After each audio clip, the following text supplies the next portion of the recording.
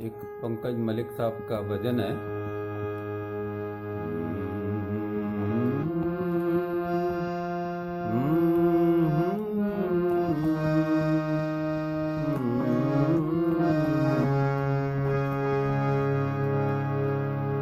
तेरे मंदिर काहूं दीपक जल रहा, तेरे मंदिर काहूं दीपक जल रहा।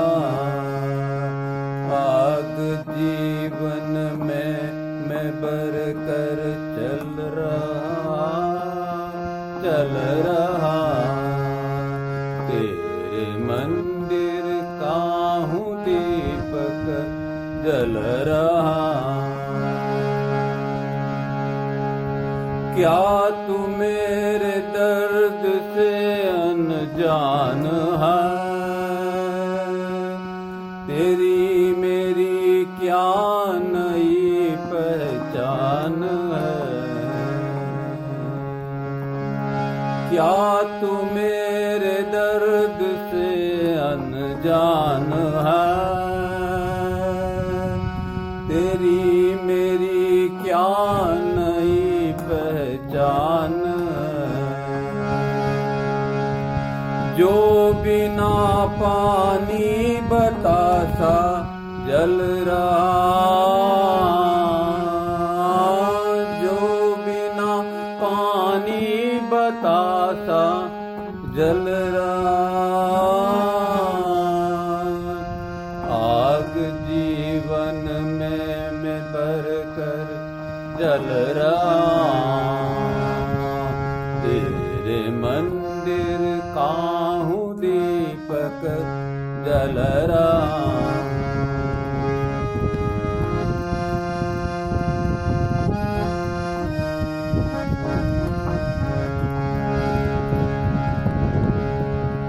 मैं तो किस्मत बांस का एक धुन पे सोतरा नाचता।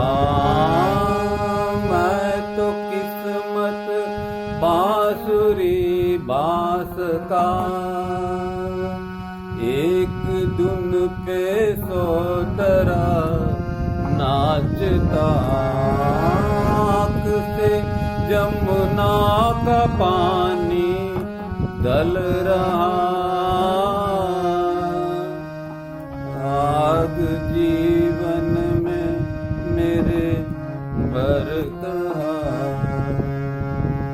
तेरे मंदिर काहूं दीपक चल रहा। तेरे मंदिर काहूं दीपक जल रहा। आग जीवन में मैं बर कर चल रहा।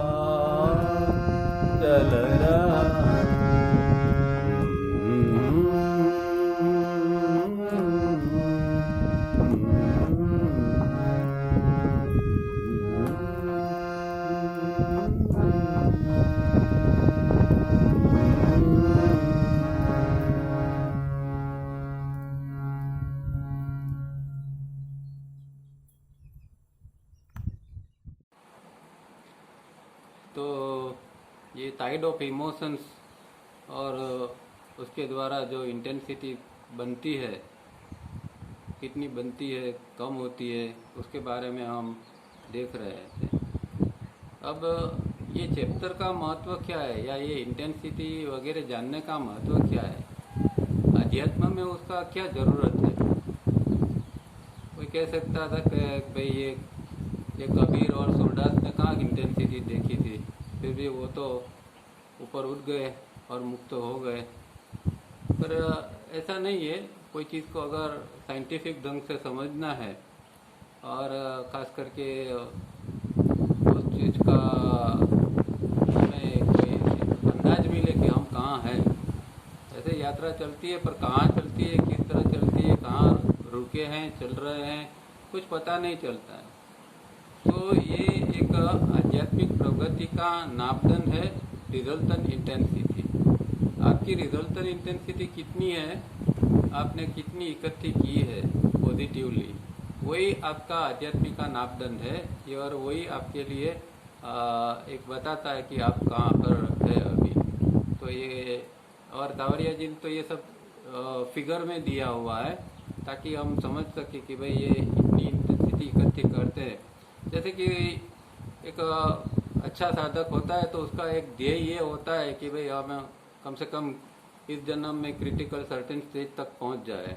ठीक है, तो अभी क्रिटिकल सर्टेन स्टेज वैसे तो एक एब्स्ट्रैक्ट वर्ड है हमारे लिए, उसका मतलब क्या कुछ हम तो कुछ समझ नहीं सकते, पर फिर भी उसको तावरिया जी ने उसको फिगर में भी दिया है कि भाई इतनी आप इंटेंसिटी इकट्ठी करोगे, इतनी इंटेंसिटी का अंडरस्टैंडिंग का जो यूनिट है इतना इकट्ठे करोगे, इतना विजडम का यूनिट इकट्ठे करोगे, तो आप जो है वो इतनी ये स्टेज के ऊपर जा पाओगे।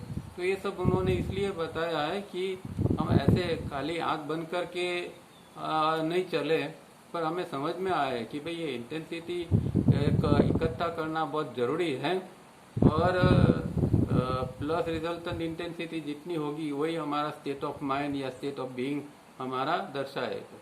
तो इसी माने में ये सब हमें जानना पढ़ना जरूरी है, और उसके साथ में ये भी जानना जरूरी है कि भाई क्यों हमारे इंटेंसिटी ज़्यादा बन नहीं रही है, कहाँ पर हम अटके हुए हैं, और या फिर दूसरी तरह देखें तो कौन से सेंटर से हमारे एनर्जी का लीकेजेस हो रहे हैं कि जिसकी वजह से हम आगे नहीं बढ़ रहे हैं। तो ये सब एक स्टडी के रूप में ये एक देखना समझना चाहिए। और ये हमेशा ये एनर्जी की बात आती है, इंटेंसिटी जो है वो तो आफ्टर ऑल तो एक एनर्जी है इकट्ठा हम करते हैं, तो ये एक पैसे का जैसा मामला है, इस तरह का ही है। जिस तरह एक सामान्य आदमी होता है, उसकी कोई बड़ा आमदनी होती नहीं है, बड़ा पगार नहीं है, 10-15 हज़ार महीने कमा लेता है, तो इतना तो उसका घर खर्च में ही निकल जाता है, तो उसके पास कुछ सेविंग कुछ बचत रहती नहीं है। हम जो सामान्य साधक है उसकी हालत ऐसी ही है। अब वो व्यक्ति जो है सामान्य व्यक्ति है जो 10-15 हज़ार में जी रहा है, और वो सोचता है कि मुझे भी एक अच्छा सा मकान खरीदना है, मकान बनाना है। अब मकान बनाना है तो उसमें तो लाखों रुपये चाहिए, अब उसका तो कोई सेविंग तो है नहीं उसके पास में, तो कहाँ से वो फिर मकान बनाएगा।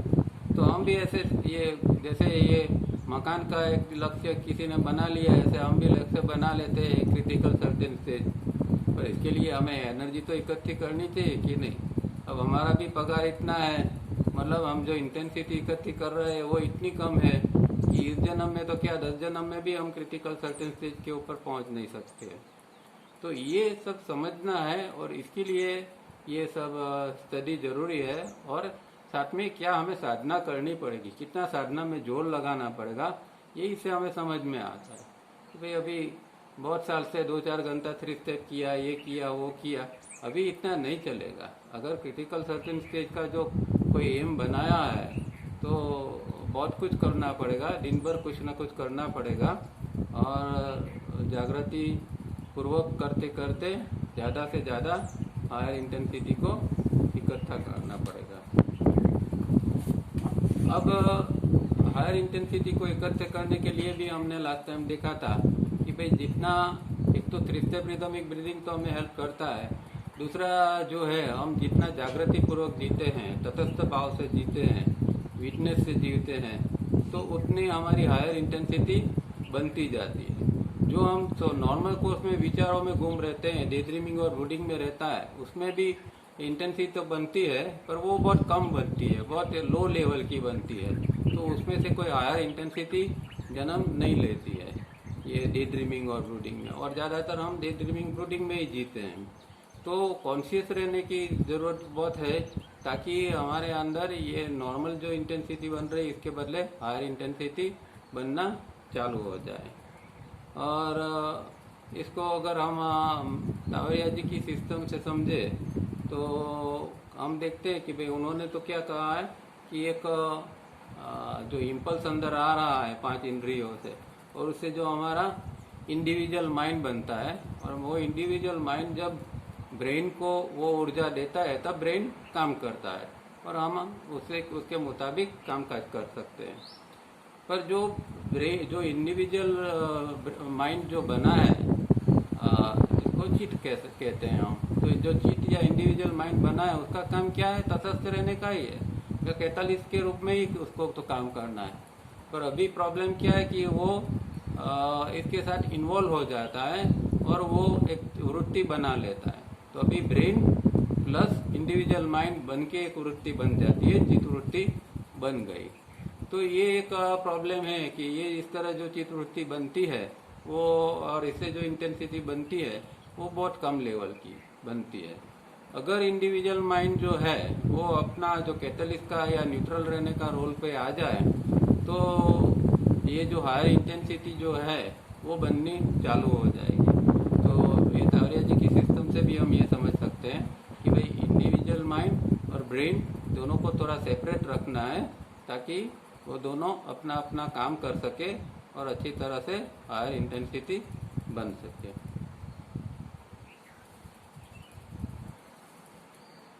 अब एक आगे देखेंगे, एक बात आएगी कि प्राणियों के अंदर इम्पल्स किस तरह आते हैं, वो जब पढ़ेंगे तब आगे देखेंगे। अब लास्ट टाइम हमने जो देखा था, जो पढ़ा था, उसमें शुरुआत में ही तावरिया जी ने एक एग्जाम्पल दिया था। एक व्यक्ति जो बैठकर लेटर पढ़ रही है और उसका साथ में दिमाग और सब जगह चल रहा है, लेटर भी पढ़ती है, उसका पैर हिल रहा है, वो आँख के कोने से दूसरे व्यक्तियों को देख रहा है।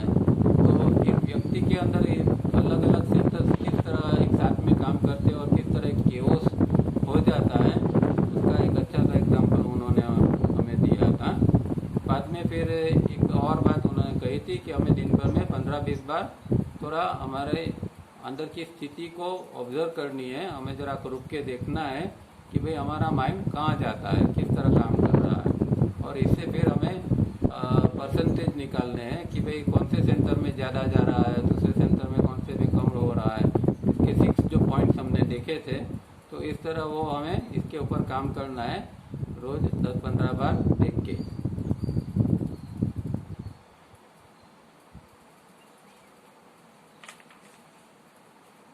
और फिर लास्ट में देखा था कि भाई ये जो डिकोडिंग की जो प्रोसेस है वो प्रॉपर मेथड के साथ ही होनी चाहिए, क्योंकि जब प्रॉपर मेथड के साथ होगी तभी एनर्जी उसकी बनेगी। नहीं प्रॉपर मेथड के साथ की होगी या इम्प्रॉपर मेथड के साथ होगी तो वो बर्न आउट हो जाएगी, वो जल जाएगी और उसमें से कुछ एनर्जी बनेगी नहीं।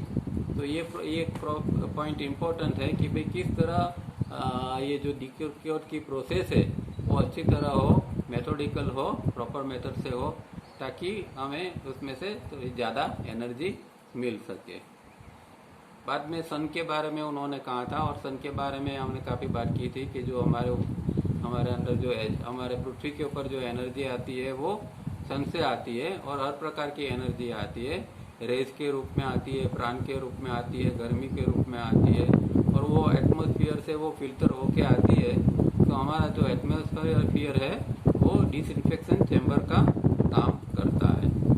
इतना हमने लास्ट टाइम देखा था। अभी आगे पढ़ते हैं। Inner discipline, page number 84।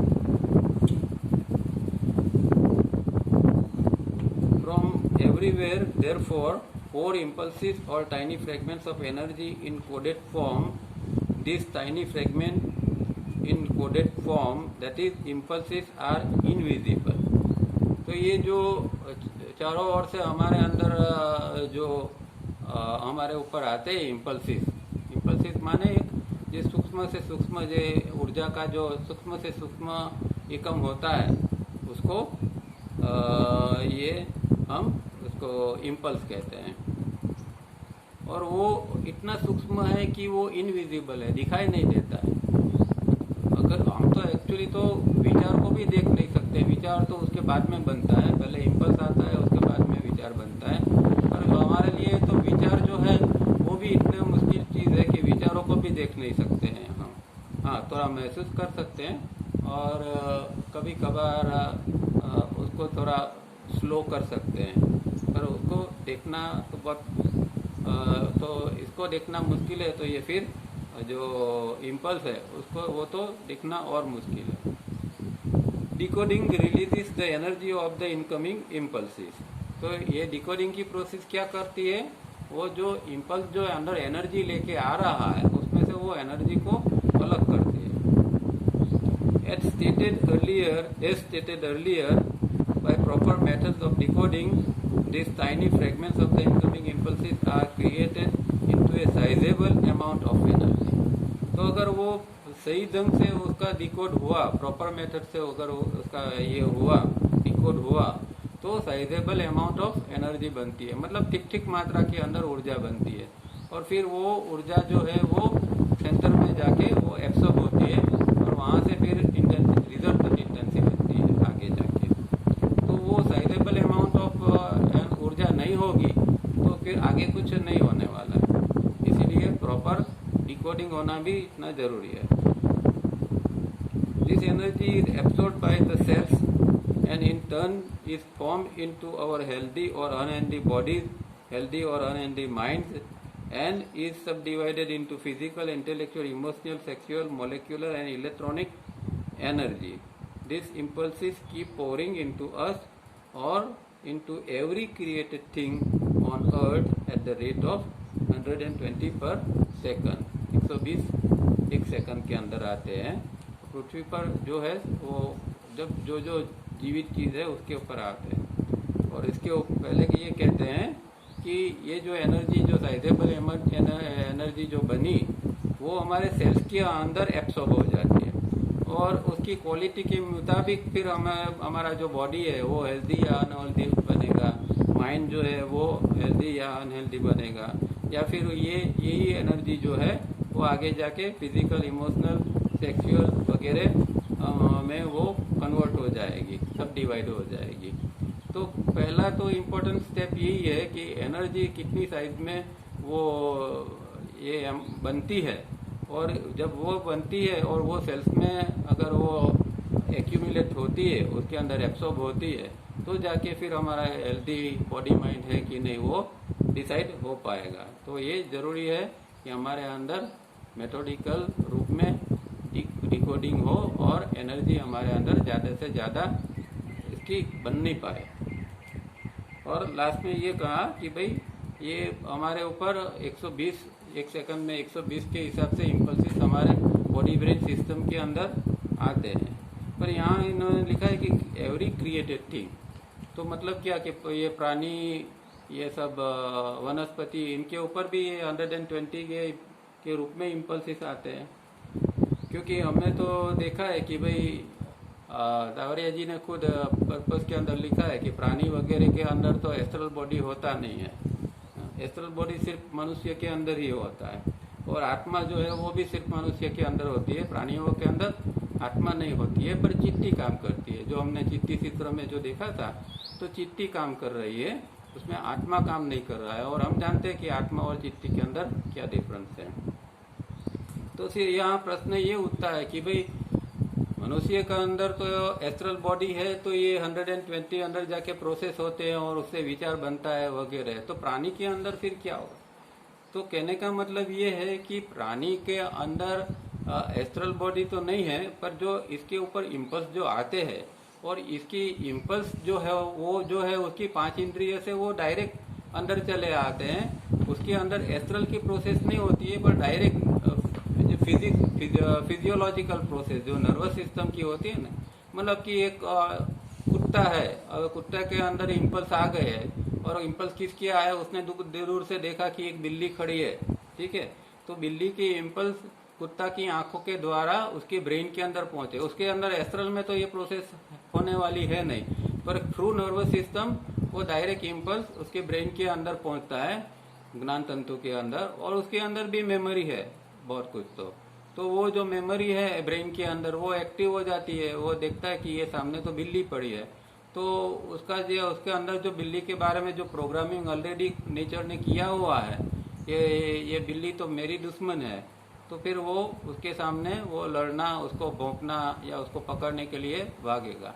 तो ये उसकी अंदर जो कोई विचार प्रक्रिया नहीं होती है, जहाँ एस्ट्रल बॉडी होता है वहाँ विचार प्रक्रिया। तो कुत्ते को विचार करने की जरूरत नहीं है, वो तो देखता है और एक्ट करता है।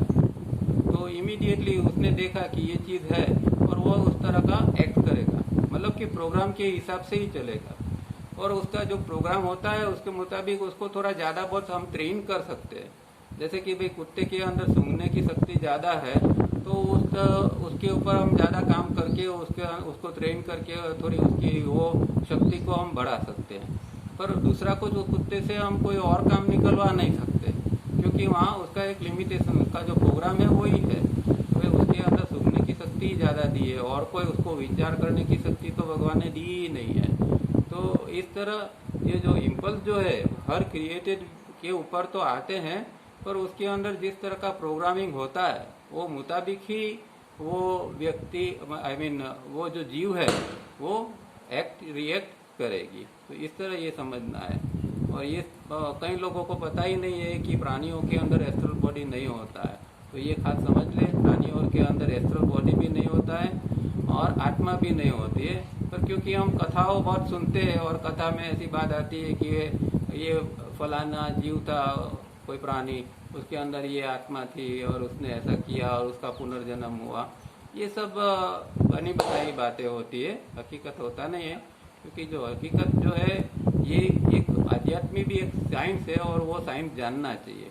जो लोग अध्यात्म का साइंस जानते नहीं फिर ऐसी बातें करते रहते हैं, उसका कोई मतलब नहीं है। तो ये 120 इम्पल्स आते हैं। Each decoding repeats this operation and therefore accumulates within the human body and mind a certain amount of force. तो ये बार बार डिकोडिंग की प्रोसेस, तो देखो अभी 120 का मतलब ही क्या हुआ कि एक इम्पल्स आया, उसके बाद में दूसरा, तीसरा, चौथा, पांचवा, कंटिन्यूअसली एक प्रोसेस चालू ही एक लाइन के अंदर आ ही रहा है। जैसे एक नदी कैसे बहती है, तो एक नदी का जो एक फ्लो है उसके पीछे दूसरा, तीसरा, मतलब हमें एक नदी की कंटिन्यूटी देखने को मिलती है। हम नदी को अलग नहीं कर सकते कि ये भी पानी का जत्था गया, अभी दूसरा पानी का जत्था आया, ये तीसरा आया। हम तो एक बहती हुई नदी को ही देख सकते हैं। इसी तरह जो हमारे अंदर इम्पल्स आते हैं वो इतनी कंटिन्यूस, इतनी स्पीड से आते हैं। एक तो इतनी स्पीड से आते हैं इसीलिए हम देख नहीं पाते। क्यों आगे बताया ना कि इनविजिबल है। क्यों इनविजिबल है? अब आप देखो कि क्रिकेट के अंदर 70-80 किलोमीटर पर आवर का अगर कोई बॉल फेंकता है तो भी हम बॉल को देख नहीं सकते, बराबर है। तो ये तो 120 पर सेकंड इम्पल्स जो आता है इसकी कितनी स्पीड होगी। अगर कोई बॉल 120 पर सेकंड के हिसाब से कोई बॉल अगर डालेगा तो आप देख पाओगे। 70-80 किलोमीटर की स्पीड से भी नहीं देख पाते हैं। तो ये एक बात ये है कि इतनी झड़प से आते हैं और ये एक के बाद जो ये आते रहते हैं इम्पल्स, उसका डिकोडिंग भी फटाफट होता ही जाता है।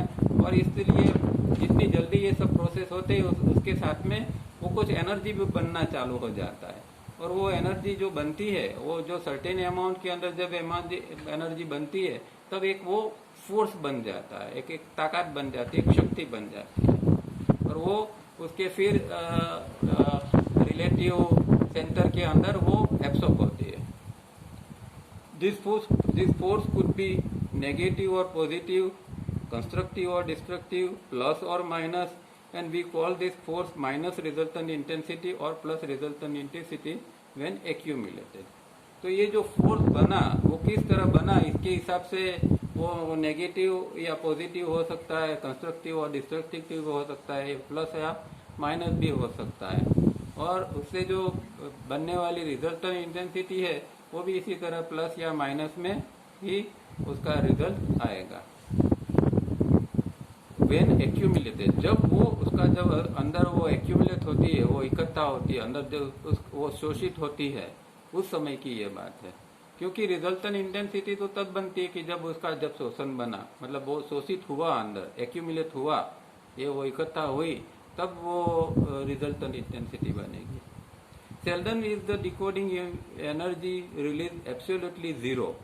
तो कभी कभार ये ऐसा होता है, बहुत रेयर केस के अंदर कि भाई ये डिकोड हुआ और कुछ एनर्जी बनी ही नहीं, जीरो बनी, ऐसा नॉर्मली तो होता ही नहीं, कभी कभार कुछ ऐसा बन जाता है।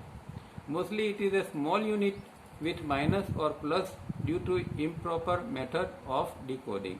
देखो ये इम्पोर्टेंट क्या थे, ये बात है यहाँ कि स्मॉल अमाउंट, स्मॉल यूनिट। अब मैं आपने आगे ही बिगिनिंग में ये बात की कि भाई ये स्मॉल अमाउंट में बनेगी तो हम फिर इसका इकट्ठी कब करेंगे और कब वो हायर रिजल्ट इंटेंसिटी में परिवर्तित होगी। तो नॉर्मल कोर्स में जो विचार की प्रक्रिया चलती है और उसमें जो डिकोडिंग होता है वो ऐसा होता है कि इसमें से बहुत कम एनर्जी मिलती है, स्मॉल यूनिट एनर्जी का मिलता है, और वो भी प्लस हो सकता है या कभी कभार माइनस भी हो सकता है। तो माइनस हो गया तो गई बात, प्लस हुआ तो भी कोई ज़्यादा बहुत बड़ा तो फायदा है नहीं। तो वो इसीलिए हमें और कुछ करना पड़ता है ताकि हम इसको ज़्यादा से ज़्यादा इकट्ठा कर सके और एक्यूमुलेट कर सके। The points where this energy accumulates as physical, intellectual, emotional and sex energies are called intellectual, moving, emotional and sex centers. तो ये जो अंदर एनर्जी ये डिकोड हुई और जो बनी वो फिर ये चार प्रकार की एनर्जी बनती है और चार प्रकार के उसके जो सेंटर्स है उसके अंदर जाके वो एक्यूमुलेट हो जाती है।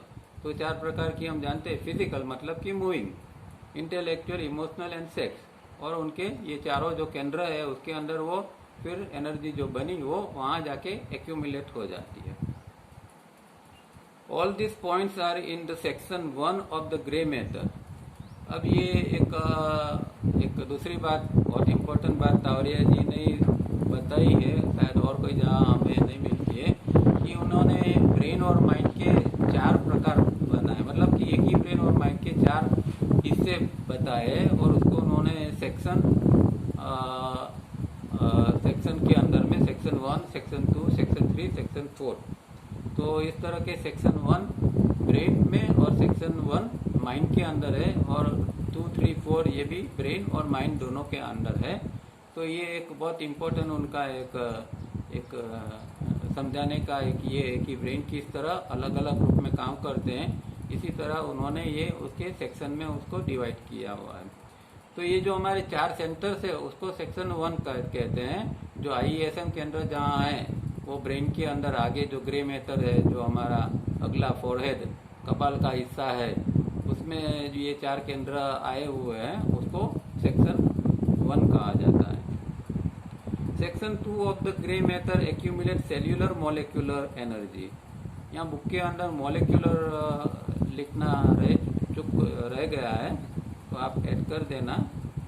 Section 2 of the grey matter accumulate cellular molecular energy, क्योंकि जो पहले सेक्शन 1 है वो उसमें खाली सेल्यूलर एनर्जी का एक्यूमुलेशन होता है। यहाँ जो ब्रेन के अंदर जो सेल्स है IESM केंद्रों के, वहाँ तो वो जो सेल्स है वो वहाँ के सेल्स जो है वो एक्यूमुलेट करते हैं, तो वो खाली सेल्यूलर वहाँ हो गया। पर सेक्शन 2 के अंदर होता है सेल्यूलर प्लस मोलिकुलर, मोलिकुलर मतलब अणु के रूप में है, तो वहाँ वो इस तरह एक्यूमुलेट होगा।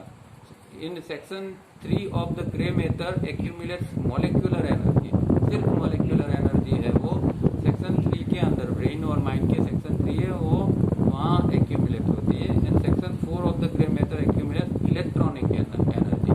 तो सबसे सूक्ष्म और सबसे स्पीडी एनर्जी जो है वो इलेक्ट्रॉनिक एनर्जी है, और वो सेक्शन 4 है। मतलब सेक्शन 4 जो है और ब्रेन और माइंड का, वो अति सूक्ष्म है और बहुत पावरफुल है और बहुत एडवांस है।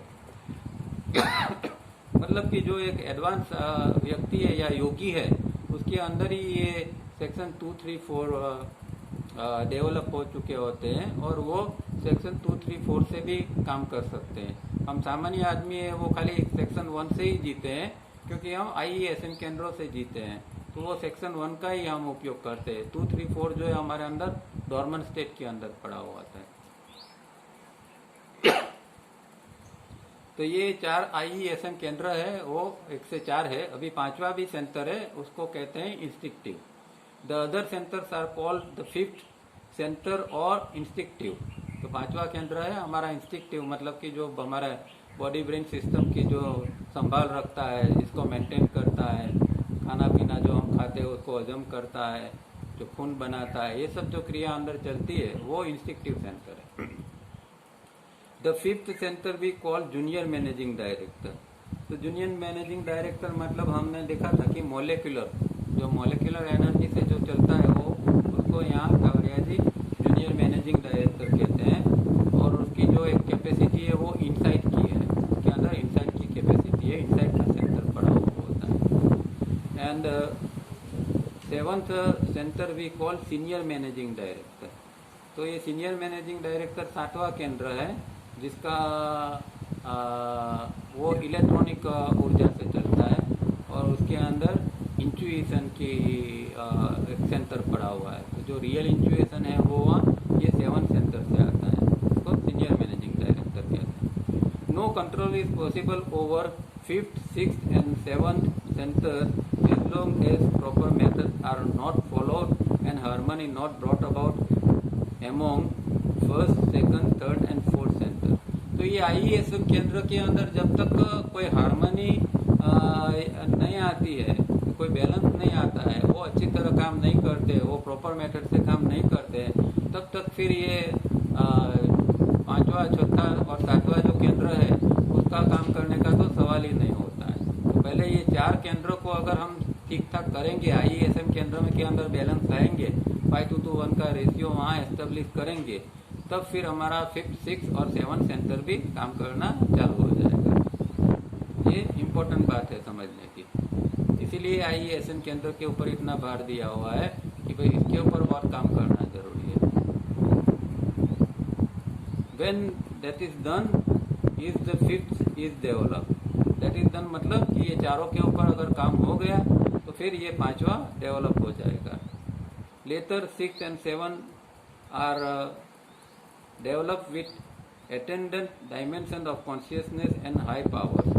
तो जब ये 5वां भी डेवलप हो जाता है तो 6 और 6था और 7वां भी डेवलप होता है, और उसके अंदर जो डायमेंशन ऑफ कॉन्शियसनेस मतलब कि चेतना की जो अलग अलग परिमाण है, जो उच्च शक्ति जो उसके अंदर, और उस हाई पावर मतलब उस शक्ति जो उसके साथ में आती है, वो ये केंद्रों के साथ में रहते हैं। मतलब ये जो 6 और 7 जो सेंटर्स है उसके अंदर ये डायमेंशन ऑफ कॉन्शियसनेस और हाई पावर उसमें रहते हैं। तो वो अलग चेतना के अलग अलग इसके डायमेंशन होते हैं और उसके अंदर पावर्स भी ज्यादा होता है 6 और 7 सेंटर के अंदर। Why or how do we arrive at the intensity rate of the different energies and their points of accumulation in section 1 of the Gray method?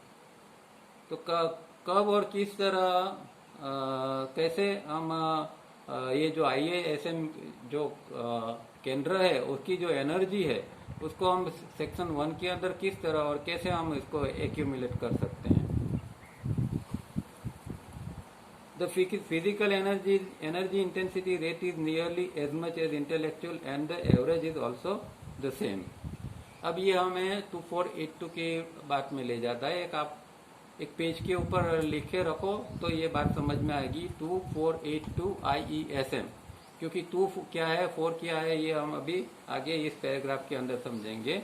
तो ये ध्यान में रखो, IESM 2482 इसके ऊपर अभी बात हो रही है। तो क्या कहते हैं, physical energy intensity rate is nearly as much as intellectual and the average is also the same.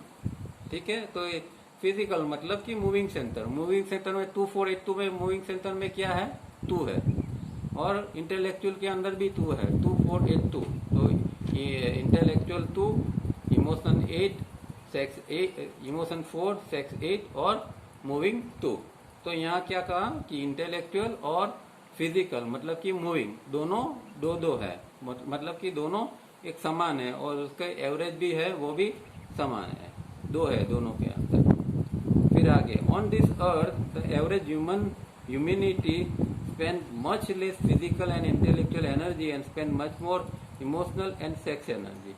अब ये हमारी ह्यूमैनिटी है। आज के लोग जो है तो देखो आप क्या करते हैं, लोग का एक तो बैठा बैठा जीवन है, कोई खास भागा भागी लोग कम करते हैं, ऑफिस में जाके दिन भर बैठ जाते हैं, और काम मतलब कि मूविंग मतलब यहाँ मूविंग सेंटर का काम कम हो गया, और इंटेलेक्चुअल सेंटर का जो काम है वो भी थोड़ा बहुत होता है पर कम होता है।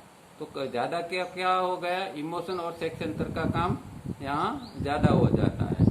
तो इमोशन और सेक्स के अंदर हम जितनी, कहने का मतलब कि इमोशन और सेक्स के अंदर जितनी एनर्जी गंवाते हैं उससे आधी एनर्जी भी हम, इमोशन से आधी एनर्जी हम फिजिकल और इंटेलेक्चुअल के अंदर ये करते हैं। मतलब कि इमोशनल सेंटर के अंदर 4 है, तो 4 से आधी इंटेलेक्चुअल के अंदर 2 और मूविंग के अंदर 2 है।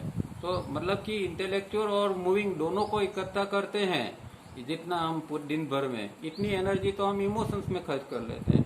और ये भी हम देखते हैं, अगर ऑब्जर्वेशन करते हैं तो कि हमारा इमोशनल लेवल पर ही ज़्यादा गड़बड़ है। छोटी छोटी बात में हम इमोशनल हो जाते हैं, गुस्सा आ जाता है, नेगेटिव इमोशंस होते हैं और दूसरे कई प्रकार के इमोशंस हमें परेशान अंदर ने अंदर करते रहते हैं। तो इमोशन एनर्जी जो है हमारी ज़्यादा खर्च होती है कंपेरेटिवली इंटेलेक्चुअल और मूविंग के।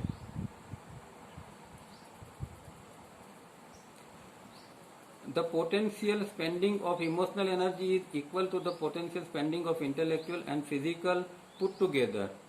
तो इमोशनल का 4 है और इंटेलेक्चुअल और मूविंग का भी 2 और 2 4 हो गया। तो जितना हम इमोशनल में खर्च कर लेते हैं वो इतना तो 2 मिला के भी हमारा इतना खर्च होता है। Further, the potential spending of 3, that is intellectual, physical and emotion put together is equal to the potential spending of sex energy.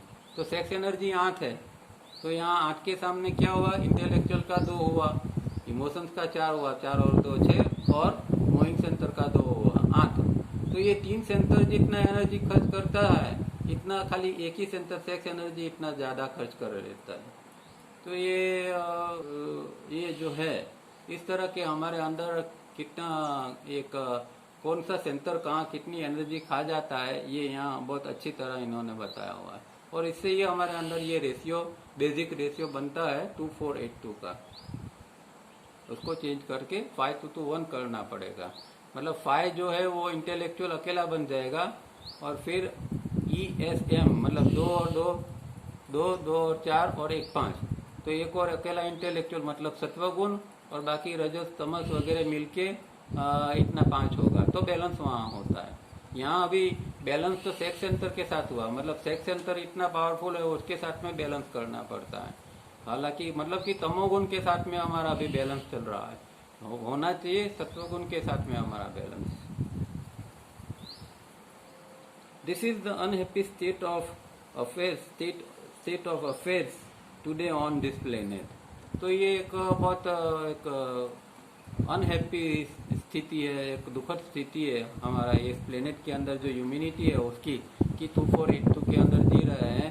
मतलब कि रजोगुण तमोगुण से ज़्यादा लोग जी रहे हैं और सत्वगुण तो बहुत कम मात्रा के अंदर है। इन ईच इंडिविजुअल इट में वेरी स्लाइटली उसमें थोड़ा अलग व्यक्ति के अंदर थोड़ा वेरिएशन हो सकता है, थोड़ा अलग हो सकती है, but largely in 99% of people this same ratio is applicable। तो ज़्यादा से ज़्यादा लोगों के अंदर तो ये रेशियो ही काम करता है 2482 का 99% लोगों के अंदर।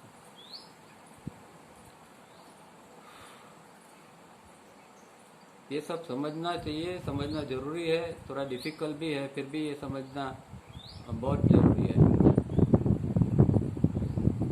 Therefore we take as unit 10 lakhs for the intellectual and physical और moving।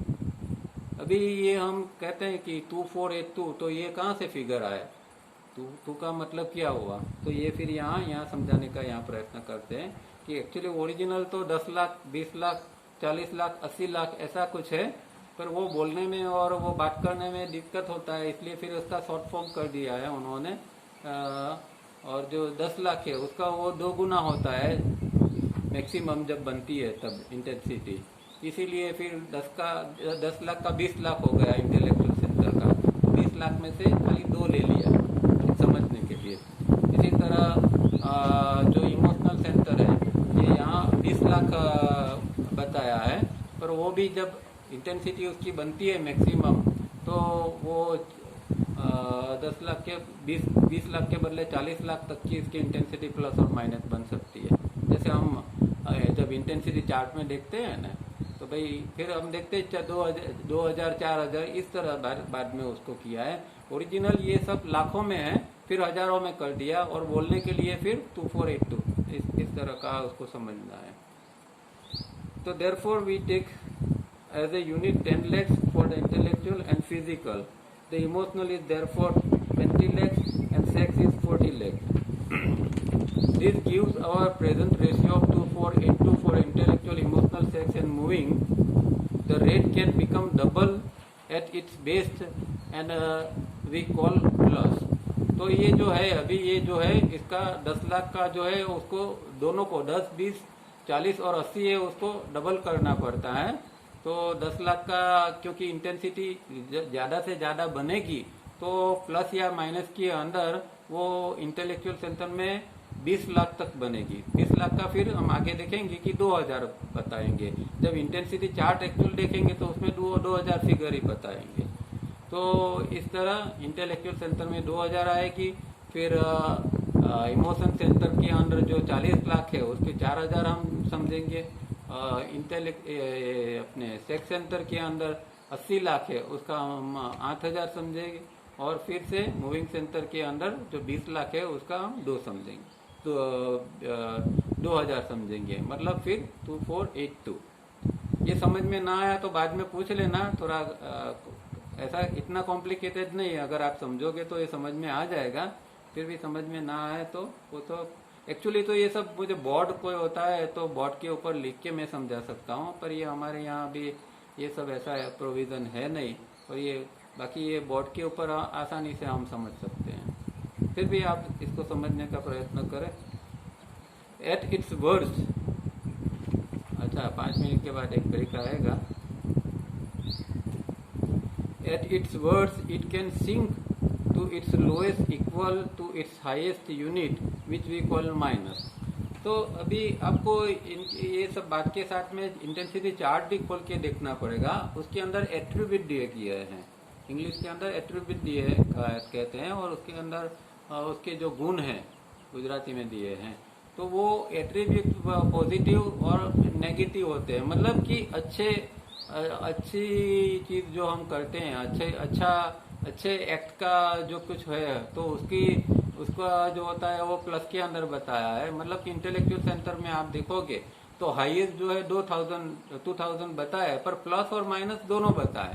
तो प्लस के अंदर के एट्रीब्यूट जो है मतलब उसके गुण लक्षण जो है वो कुछ अलग है, और जो नेगेटिव है उसके अलग है। तो मतलब कि अच्छी चीज या अच्छी क्वालिटी की चीज जो है वो इसमें रखी है, प्लस के अंदर रखी है, और जो बुरी चीज या बुरी वस्तु होती है या बुरा काम जो हम करते हैं उसका जो रिजल्ट है वो हम माइनस में इंटेंसिटी चार्ट के अंदर देख सकते हैं। तो चार्ट में आपको इस बात को समझने के लिए देखना पड़ेगा। तो 2000 इंटेलेक्चुअल सेंटर के अंदर 2000 प्लस है, मतलब वो हाईएस्ट है। इसी तरह 2000 माइनस है तो वो सिंक हो जाता है और वो घट के -2000 तक ये इंटेंसिटी जा सकती है। Through evaluation will slowly change the ratio, and when the whole race will arrive, the ratio will be 5:1 for the intellectual, emotional, sex and physical or moving. In the meantime, only individual will arrive and acquire this proper ratio. तो ये पूरी humanity का ratio आज का ratio है, 2482 का ratio है, जो पूरी ह्यूमैनिटी को एक दिन ये 5:1 रेशियो के ऊपर जाना है। पर उसके लिए तो प्रकृति के अंदर जो बदलाव आएंगे और प्रकृति ले जाएगी तब की बात है। पर मीनवाइल हम जो इंडिविजुअल लेवल के ऊपर उसका प्रयत्न करके हम ये रेशियो हमारे अंदर व्यक्तिगत रूप में एस्टैब्लिश कर सकते हैं। For convenience we take 10 lakh public 1000। तो जो 10 लाख है 10 लाख का 1000 कर दिया कन्वीनियंस के लिए। मैंने बताया ना कि ओरिजिनल ये 10 लाख 20 लाख इस तरह है, पर अभी ये बहुत लंबे लंबे फिगर हो गए तो उसको जरा कन्वीनियंटली उसका 1000 कर दिया, और बाद में 1000 का भी 1 हुआ और उसका डबल करके 2 हो जाता है। For convenience we take 10 lakh public 100 and arrive at 100 sorry 1000 2000 4000 and 1000। तो यहाँ ये फिर से IESM 4 केंद्रों के अंदर जो ओरिजिनल है उसका ये बताया है कन्वीनियंटली कि एवरेज यूनिट क्या है। तो ये 10 लाख का 1000 बना, इसलिए इसी तरह 20 लाख का 2000 बना, 40 लाख का 4000 बना, और फिर ये जो है 10 लाख का 1000 मूविंग में के अंदर बना। As average unit force for the centres intellectual, emotional, sex and moving और फिजिकल रिस्पेक्टिवली। ठीक है, तो ये बात अभी हमने कर ली। Double of this would be the maximum plus और माइनस। तो हर एक का जो डबल हो जाएगा प्लस और माइनस के अंदर, मतलब इंटेलेक्चुअल जो अभी 1000 है उसका मैक्सिमम 2000 हो जाएगा, और वो प्लस में भी हो सकती है और माइनस में भी हो सकती है। अच्छा काम किया तो आप ज्यादा से ज्यादा 2000 तक कमा सकते हैं। इन शॉर्ट कहने का मतलब ये है कि इंटेलेक्चुअल सेंटर में आपने कुछ अच्छा काम कर लिया तो आप ज्यादा से ज्यादा 2000 प्लस कमा सकते हो इंटेंसिटी। या बहुत कुछ खराब काम कर लिया इंटेलेक्चुअल सेंटर थ्रू तो आपका -2000 हो जाएगा, तो वो घाटा हो जाएगा। तो इस तरह इसको समझना है। माइनस प्लस का मतलब क्या है कि अच्छा करते हैं तो ये प्लस में आएगा, अगर गलत कर लिया तो वो माइनस के अंदर चला जाएगा, और वो इस तरह का हमारा फिर इंटेंसिटी हर सेंटर के अंदर बनती रहती है। This is the force of creation of energy by decoding incoming coded impulse in section 1 at the point intellectual, emotional, sex and moving if decoded properly। तो ये जो है डिकोडिंग जो होता है सेक्शन 1 के अंदर,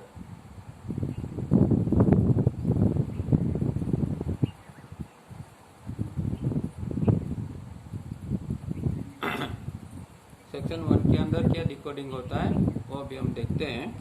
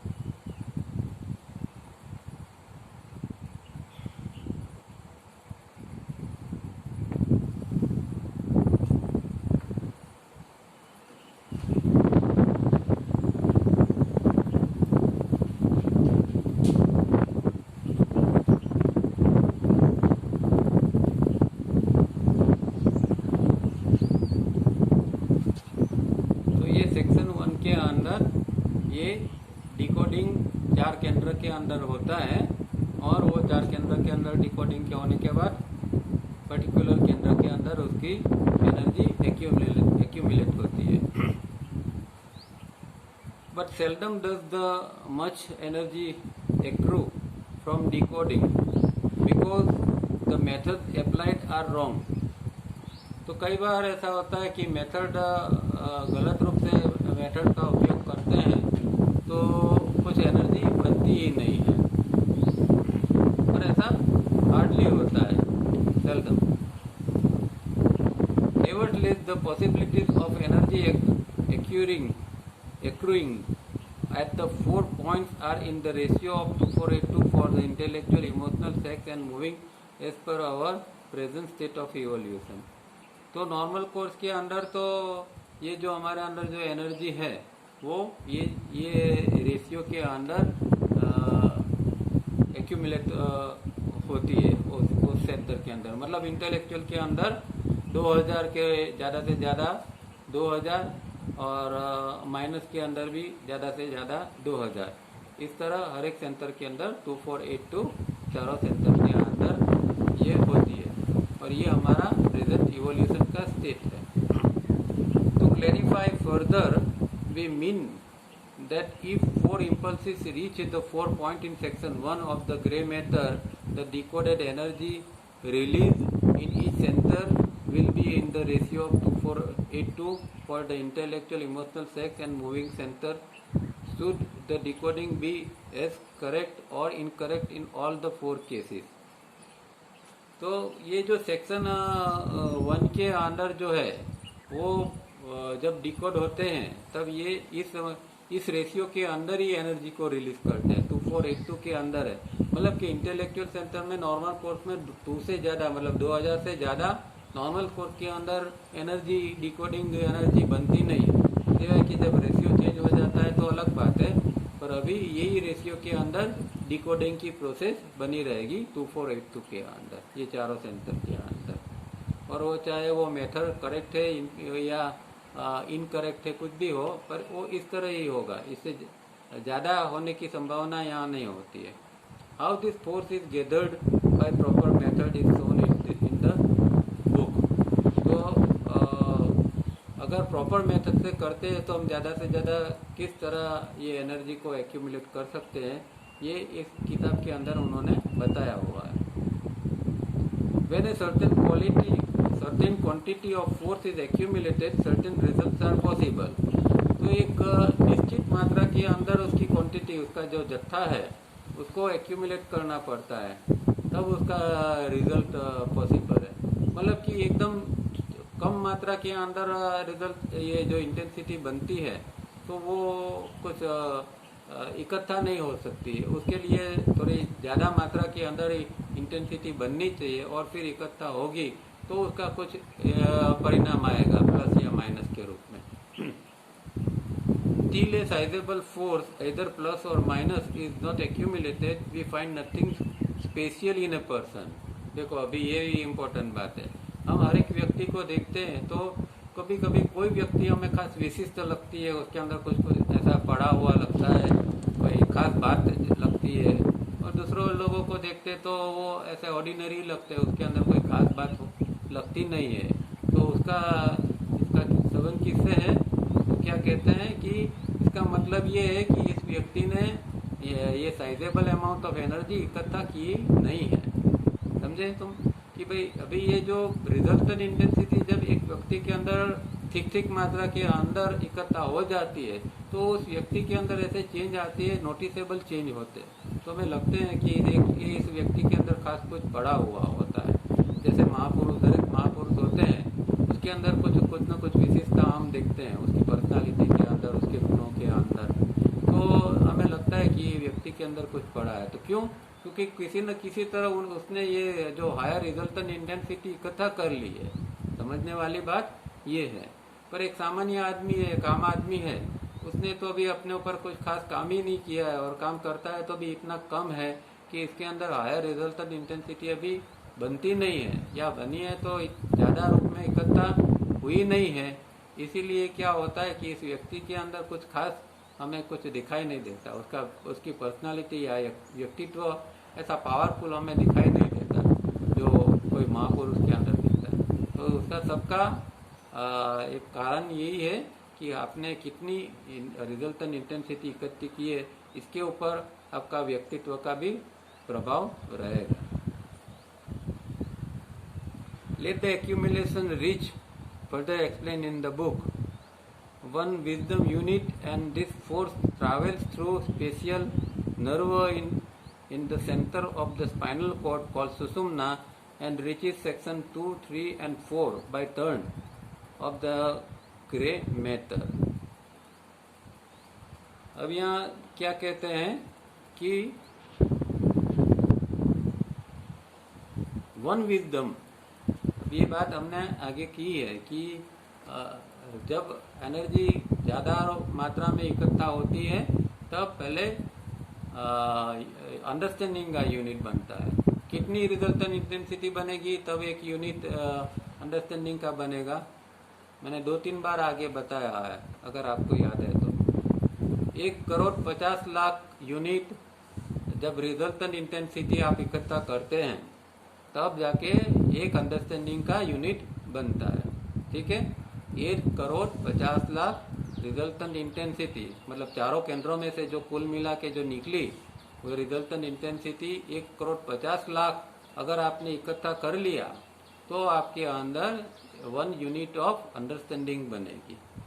और विजडम का एक यूनिट के लिए कितनी चाहिए कि ये जो एक यूनिट ऑफ अंडरस्टैंडिंग जो बना, इस तरह के 1000 जब यूनिट बनते हैं इसको मल्टीप्लाई करते हैं, मतलब अंडरस्टैंडिंग का एक यूनिट उसको 1000 से मल्टीप्लाई करते हैं और जितनी इंटेंसिटी बनेगी तो 1,50,00,000 तो एक यूनिट ऑफ अंडरस्टैंडिंग के, तो 1,50,00,000 इंटू 1000 जो फिगर आएगा उससे एक विजडम का यूनिट बनेगा। ठीक है, और इस तरह के विजडम के यूनिट फिर आगे बनते हैं 2, 4, 8, तो इस तरह आपका प्रोग्रेस और ज़्यादा कहलाएगा। तो ये सब इसके ऊपर है कि आपके अंदर कितना इंटेंसिटी इकट्ठी की है, कितना विजडम इंटेंसिटी आपने इकट्ठी की है, और इसके मुताबिक आपके अंदर के सेक्शन जो है ब्रेन के 2, 3, 4 वो डेवलप होते जाएंगे टर्न बाय टर्न। तो यहाँ ये कहते हैं कि जब ये एक्यूमुलेशन ये जब होता है विजडम यूनिट का, और फिर वो एनर्जी है जो इतनी इकट्ठा हुई एनर्जी वो आपकी स्पाइनल कॉलम में जो सुषुम्ना नाड़ी पड़ी है उसके द्वारा वो ब्रेन के अंदर जाएगी, और पहले ब्रेन सेक्शन 2 में जाएगी, फिर 3 में जाएगी और 4 में जाएगी। ये चारों जो सेंटर्स है वो ब्रेन के अंदर है, और वो शक्ति जो है इंटेंसिटी की वो ब्रेन के अंदर जाती है। फिर क्या होता है, this force is called Parameshwari and unless gathered into 1 unit this force is called और स्लीपिंग।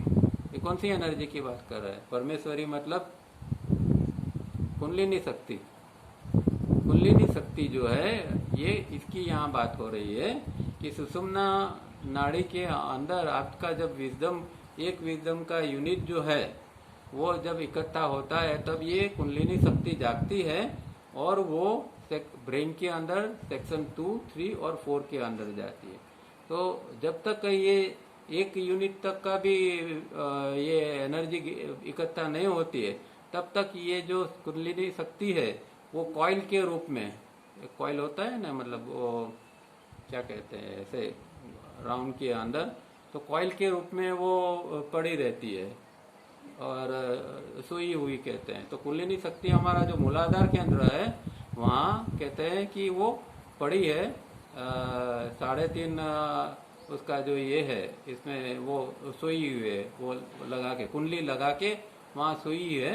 अब जब विजडम इंटेंसिटी इतनी बनती है तो फिर ये कुंडली जाग के सुषुम्ना के अंदर चढ़ती है और ब्रेन तक जाती है।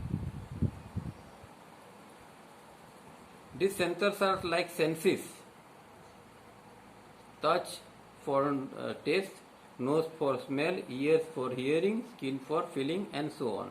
तो ये जो सेंटर्स जो है, चाहे वो IESM केंद्र के हो और दूसरा सेंटर्स हो, वो जो है वो सेक्शन 1 के जो सेंटर्स है वो जैसे कि हमारी इंद्रिया कैसी है कि भाई टंग है, मतलब जीभ जो है वो टेस्ट के लिए है, स्वाद के लिए है।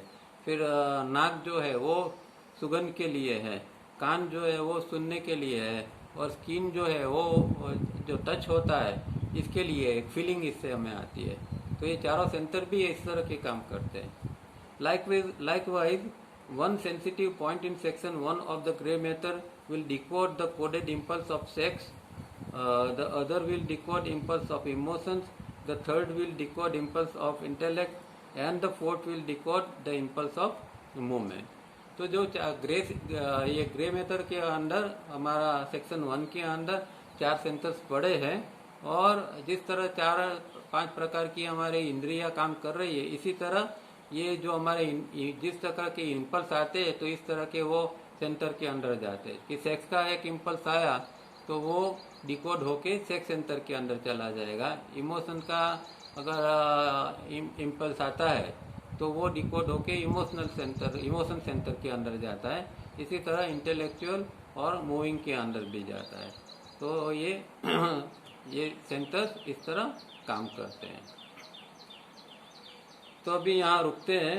आज बहुत थोड़ा हेवी सब्जेक्ट था, क्योंकि अभी बाद में आगे थोड़ा एस्ट्रोलॉजी, रियल एस्ट्रोलॉजी और कुछ और बातें करेंगे।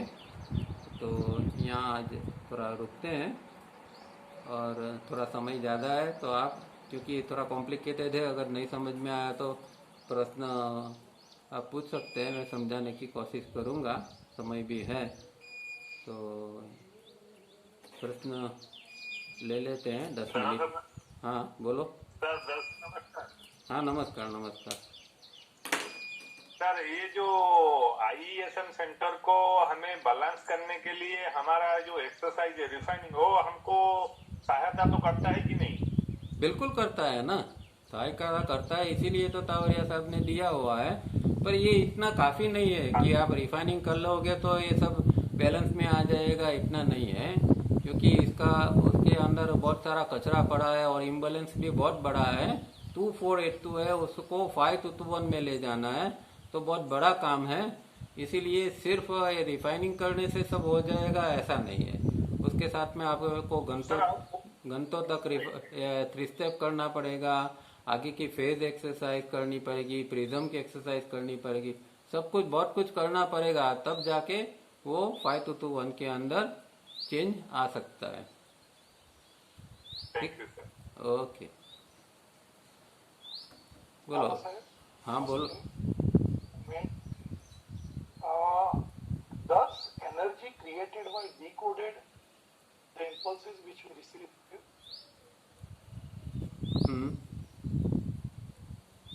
અવાજ કટ થઈ જાય છે, તમારો અવાજ કટ થઈ ગયો વચમાં, બોલો કે ફરીથી ક્યાં આગળ છે તમે, ક્યાં, कौन सा पैराग्राफ में है? सॉरी सर, नहीं, आपने जो बताया वे जो डीकोड होने के बाद एनर्जी क्रिएट होती है, हाँ करेक्ट? हाँ हाँ, तो वो डीकोडिंग मतलब जो इम्पल्सेस आती है उसी में से जो हम डीकोडिंग करते हैं उससे एनर्जी क्रिएट होती है। बिल्कुल। जो एनर्जी, जो इम्पल्स आता है, इम्पल्स का मतलब क्या है कि साइंस की भाषा में इसको कहे तो बीट ऑफ इंफॉर्मेशन है। हम जिसको इम्पल्स कहते हैं वो साइंस, अगर कंप्यूटर की भाषा में तो बीट ऑफ इंफॉर्मेशन, हम पता है ना, बीट्स इसके होते हैं।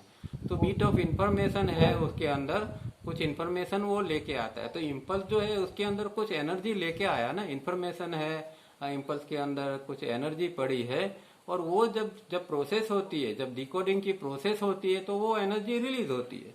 वो एनर्जी ऑलरेडी उसके अंदर छुपी हुई पड़ी।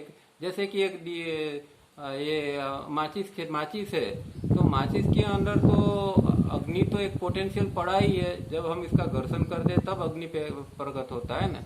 इसी तरह जो इम्पल्स है उसके अंदर पोटेंशियली तो एनर्जी पड़ी हुई है, वो लेके एनर्जी लेके ही आ रहा है, पर उसका जब तक डिकोडिंग नहीं होगा तब तक वो एनर्जी रिलीज नहीं होगी। डिकोडिंग सर पॉजिटिव और नेगेटिव आइदर थॉट में होती है ना? डिकोडिंग जब होती है, और डिकोडिंग की जिस तरह की जो प्रोसेस होती है, मतलब जो इम्पल्स आया उसको जिस तरह की डिकोडिंग होगी उसके मुताबिक वो प्लस के माइनस में आएगा। कोई બીજાનો અવાજ ઘૂસી આવે છે, કોઈનું म्यूट खुली ગયું છે। प्लीज दूसरा अगर जिनका ये नहीं है तो बंद कर दो, आपकी बातें यहाँ तक आती है। समझा तुम्हें उमेश भाई, मैं क्या कहना चाहता हूँ कि जब डिकोडिंग की प्रोसेस होती है उसी दौरान ये प्लस और माइनस की, जैसे कि आप इंटेंसिटी चार्ट के अंदर देखोगे तो भाई इंटेलेक्चुअल सेंटर के अंदर प्लस 2000 में क्या एट्रीब्यूट दिया है, तो सो एंड सो, कि भाई एक अच्छी चीज़। चलिए हम जरा एग्जांपल करके देखते हैं, इसमें देख लेते हैं कि भाई आपको एग्जैक्ट आ जाएगा कि भाई देखो इंटेलेक्चुअल सेंटर जो है उसका चार्ट में देख रहा हूँ, उसमें प्लस 2000 है, तो उसके सामने लिखा है पॉजिटिव अंडरस्टैंडिंग। ठीक है, तो जो कोई ऐसा इम्पल्स आपके अंदर आ गया कि जो एक अंडरस्टैंडिंग लेके आ रहा है, कुछ ऐसा मानो कि कोई सत्संग चल रहा है या कुछ ऐसी चीज बन रही है या अंदर से आपके अंदर कुछ ऐसा हो रहा है, तो जो चीज डिकोडिंग होता है जो दौरान, तो वो आपको ज़्यादा से ज़्यादा 2000 तक का वो प्लस में ये देगा, और उसका जो है वो एट्रीब्यूट है वो अंडरस्टैंडिंग है। अभी उसी तरह वो अगर माइनस में अगर उसको देखते हैं नेगेटिव एट्रीब्यूट में, तो इंटेंस कंटिन्यूस एंगर, तो अगर किसी व्यक्ति के अंदर बहुत इंटेंस एंगर आती है, कंटिन्यूस एंगर चलती रहती है, तो यहाँ वो उसके अंदर -2000 तक की इंटेंसिटी बन जाएगी। तो इम्पल्स तो यही आए, कोई चीज ऐसे इम्पल्स आए कि जिसकी इस व्यक्ति के अंदर, एक व्यक्ति के अंदर अंडरस्टैंडिंग बनी और दूसरे व्यक्ति के अंदर एंगर बने। तो इस प्रकार के अलग अलग जिस प्रकार के इम्पल्स आए, इस तरह का उसका डिकोडिंग हुआ और इस तरह वो प्लस और माइनस के रूप में वो रिलीज हुई। बराबर, आप इंटेंसिटी चार्ट को साथ साथ में देखोगे तो आपको समझ में आ जाएगा।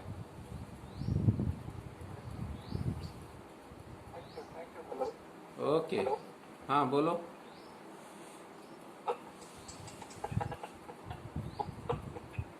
आवाज नहीं आ रहा है, आवाज कट हो रहा है।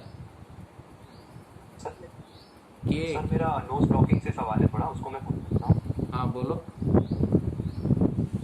सर बढ़िया साहब ने आखिरी में बोला था कि 1 to 4 ब्लॉक करना है, लेकिन उनके डिस्कोर्सेस में लिखा है कि 12 to 3 और 4 to 7 करना है। जब हमको एनर्जी और सेंसिटिवनेस रिलीज होती है उसको कम करने के लिए हमको उस टाइम करना है। तो आखिरी में उन्होंने कॉम्प्रोमाइज के लिए कहा था 1 to 4, या फिर उसका कोई रीजन था कि जो लोग नहीं कर पा रहे हैं? नहीं, कॉम्प्रोमाइज नहीं, वो कहते थे कि भाई उन्होंने ऐसा देखा था कि लोग ज़्यादातर लोग 12 से 3 करते थे, फिर 4 से 7 में रह जाता था।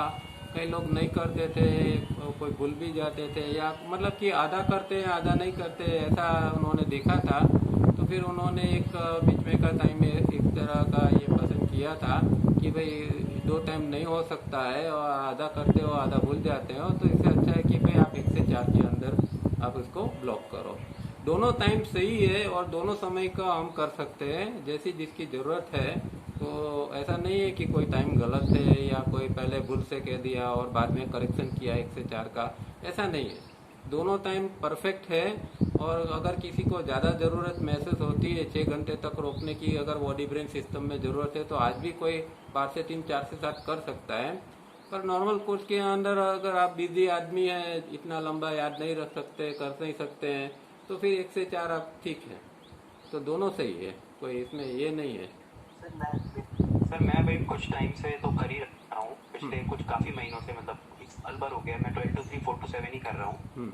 ठीक और है। सर उसमें डिस्कोर्सेस में ये भी लिखा था कि आप वॉल्यूम 1 जो है इनर डिसिप्लिन की, उसको रेफर करें और अच्छे से पढ़ें। तो उसमें जो वॉल्यूम 1 के एंड में क्वेश्चन आंसर्स है, उसमें एक सवाल था नोज ब्लॉकिंग को लेके। उन्होंने कहा था कि आपको अगर प्रोग्रेस जल्दी करनी है तो आपको पैरासिम्पैथेटिक और सिंपैथेटिक को बैलेंस करना होगा। तो उसके लिए आपको लेफ्ट नॉस्ट्रिल ब्लॉक करनी है 12 to 3 और 7 to 10। बराबर। वो क्या है सर, वो समझ नहीं आया। नहीं, वो तो सिंपल सी बात है ना कि वो एडवांस प्रयोग है। वो जो है वो 5 to 1 का वो प्रयोग है। तो पहले तो हमारे अंदर जो ये जो थोड़ा इम्बेलेंस है उसको थोड़ा ठीक ठाक करना पड़ेगा। तो पहले जो है वो राइट नोस्ट्रियल को आपको ब्लॉक करना पड़ेगा। देखो उसका कैरेक्टरिस्टिक क्या है राइट और लेफ्ट की। राइट नोस्ट्रियल जब जब चलता है तो आपके अंदर जो जो चीज़ पड़ी है उसको वो बढ़ावा देगी। ठीक है। अभी मानो कि आपके अंदर रेस्टलेसनेस पड़ा है, एजिटेशन पड़ा है, अंदर गड़बड़ पड़ी है, और आप राइट को ज़्यादा से ज़्यादा चलाओगे तो ये सब चीज़ें बढ़ती जाएगी। आपके अंदर एंगर पड़ा है, नेगेटिव इमोशंस पड़ी है, और आप राइट को चलाने का प्रयोग कर लोगे तो ये सब चीज़ें बढ़ जाएगी। तो पहले क्या करना है कि राइट को ब्लॉक करके लेफ्ट को चलाना है।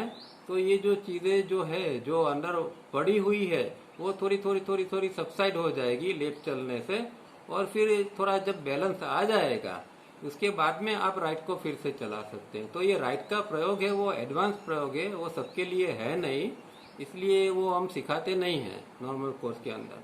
वो तो जो लोग काफ़ी सालों से ये सब क्रिया करते हैं और जो लोग एनर्जी को पचा सकते हैं क्योंकि आप जो तो राइट को चलाओगे तो आपके अंदर एनर्जी बढ़नी चालू हो जाएगी। अब आप इसको पचाओगे नहीं तो फिर वो नेगेटिविटी में चली जाएगी, तो फायदा क्या हुआ? इसे तो आपकी नेगेटिविटी और बढ़ जाएगी। तो पहले हमें जो करना है वो राइट नोस्ट्रिकल को ही ब्लॉक करना है लंबे समय तक, और थोड़ा बैलेंस लाना है, और बाद में आप किसी की सलाह लेके फिर राइट नोस्ट्रिकल का प्रयोग कर सकते हैं। दोनों प्रयोग सही है। तावरिया जी ने जो कुछ लिखा है उसमें कुछ भी गलत नहीं है, पर वो टाइम टू टाइम और या फिर कौन से केस में वो एप्लीकेबल है वो जानना ही खाली जरूरी है। सर मैं पहले पिछले कुछ समय से काफ़ी सारी एक्सरसाइजेस कर रहा हूँ, और मैंने थोड़ा डिफरेंस पाया है। मैं ये देख रहा हूँ कि थोड़ी थोड़ी जो छोटी मोटी चीज़ों में फ्रस्ट्रेशन होता था, अब मैं उनको ऑब्जर्व करता हूँ, अब मैं उन पर कभी रिएक्ट नहीं करता।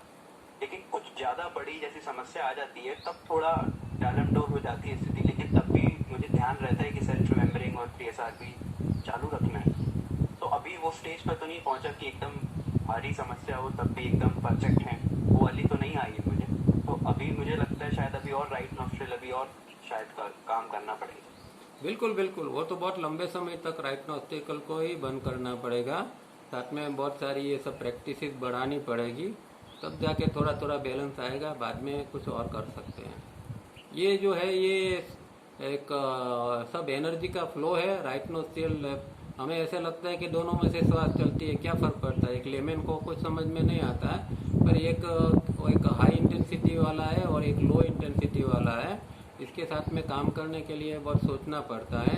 अगर गलत रूप से काम करते हैं तो फायदा के बदले नुकसान हो सकता है। ठीक है, इसलिए जो उन्होंने बताया इस तरह ही हमें आगे बढ़ना है।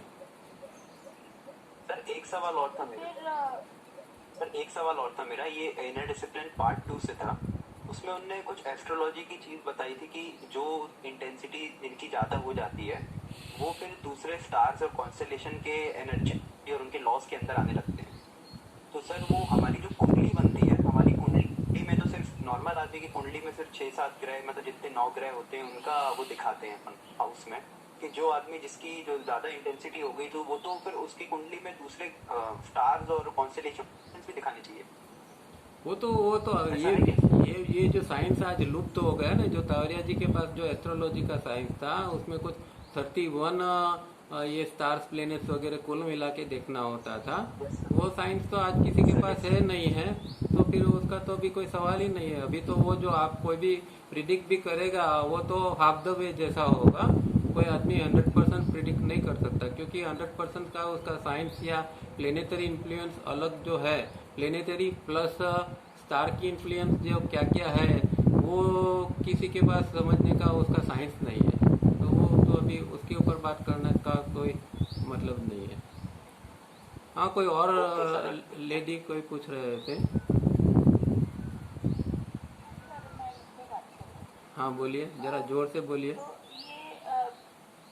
ये अभी राइट नॉस्ट्रिल का मुझे मतलब जो ग्रुप था व्हाट्सएप का, तो वहाँ से पता चला था। तो मैं और मेरी मम्मी अभी 1 से 4 दोपहर में राइट नॉस्ट्रिल कॉटन से बंद कर रहे थे, लेकिन अभी मेरे को नया पता चला कि 12 से 3 और 4 से 7। तो आप कुछ गाइड करेंगे सर क्या करना चाहिए? नहीं, अभी 1 से 4 जो कर रहे हैं वो बराबर है। वो तो डिस्कोर्सिस जो तावरिया जी बम्बई में लेक्चर देते हैं ना, उसके ऊपर से डिस्कोर्सिस नाम की किताबें हमने बनाई है।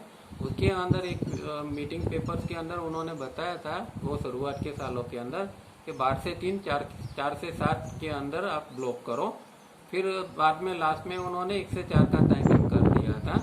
तो अभी ज़्यादातर लोग 1 से 4 ही करते हैं और वो कन्वीनियंट टाइम है, तो आप 1 से 4 ही करिए। 12 से 3 और 4 से 7 तो बहुत लंबा टाइम है और उसकी अभी ज़रूरत नहीं है। किसी को इंडिविजुअल लेवल पर ज़रूरत होती है तो वो कर सकते हैं, वो अलग बात है। अभी आप 1 से 4 ही करिए, वो ठीक है। और सर ये करते टाइम पे कभी कभी सपोज अगर खाना खा रहे 1 बजे, कोई बात नहीं। थोड़ा एसिडिक फील होता है, तो ये नहीं, सब बाद में चला जाएगा ये?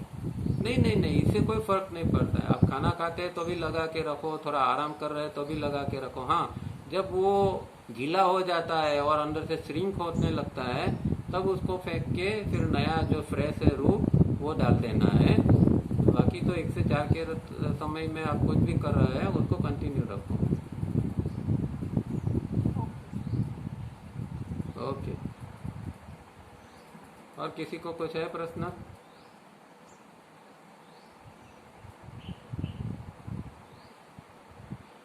ठीक है, तो यहाँ हाँ दारा साहब। हाँ बोलो। हाँ दारा साहब, बोलो। कुछ सकता हूँ कि भी टाइम हो गया है। नहीं नहीं, बोलिए बोलिए।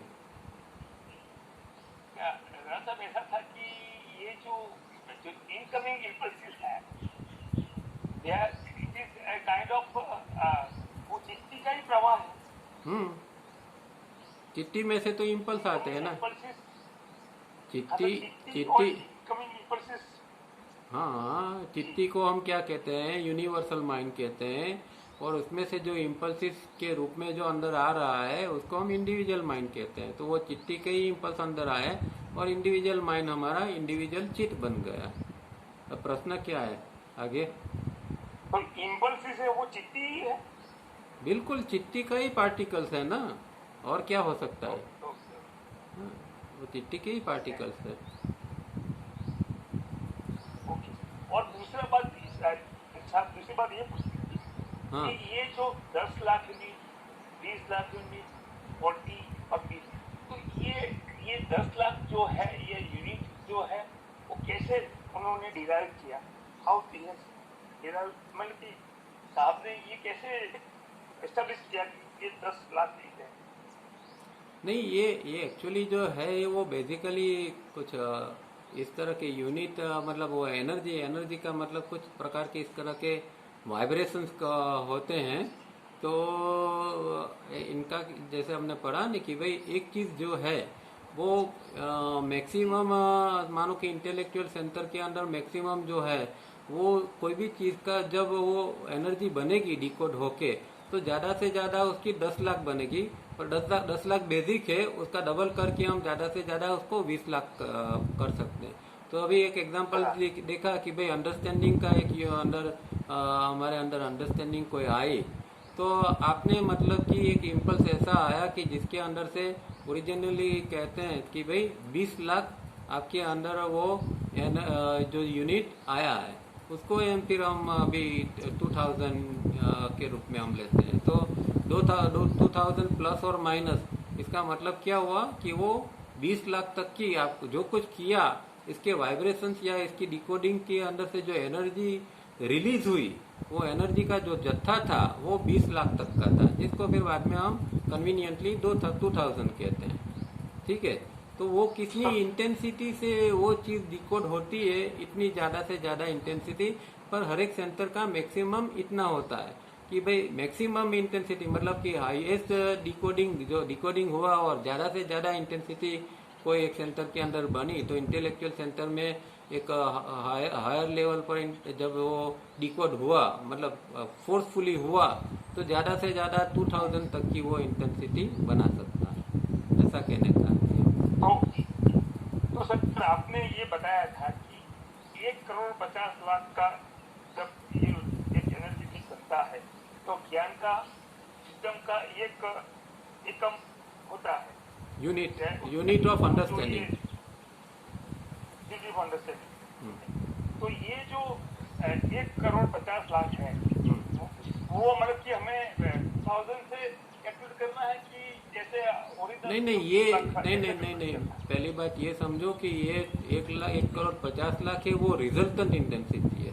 और हम जो ये बात कर रहे हैं वो इंडिविजुअल सेंटर की, 2000 की बात की या 20 लाख की बात की, वो इंडिविजुअल सेंटर की है। रिजल्टेंट इंटेंसिटी तो अलग है ना, जो प्लस माइनस होता है।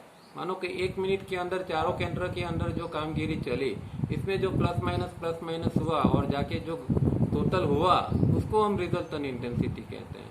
तो 1,50,00,000 जो अगर आपने कमाई की है, मानो कि कुछ समय के अंदर 6 महीने में, 1 साल में या कोई भी अवधि के अंदर आपने किया है, तो ये आपके चारों सेंटर की जो कमानी है वो है 1,50,00,000, समझे। और वो जो बात कर रहे हैं वो तो हम एक सेंटर की बात कर रहे हैं कि भाई इंटेलेक्चुअल सेंटर के अंदर 2000 ज़्यादा से ज़्यादा बनी, या इमोशन सेंटर के अंदर 4,000 बनी, 8,000 बनी, इस तरह वो अलग बात है। दोनों को आप अलग ढंग से समझना चाहिए। ठीक है, ओके, चलिए ठीक है, तो यहाँ समय भी समाप्त हो रहा है। Thank you very thank much. You sir. Thank you, thank you. Thank you Dada Saheb. Thank you, ठीक थैंक है, यू। थैंक्स। हाँ, थैंक यू।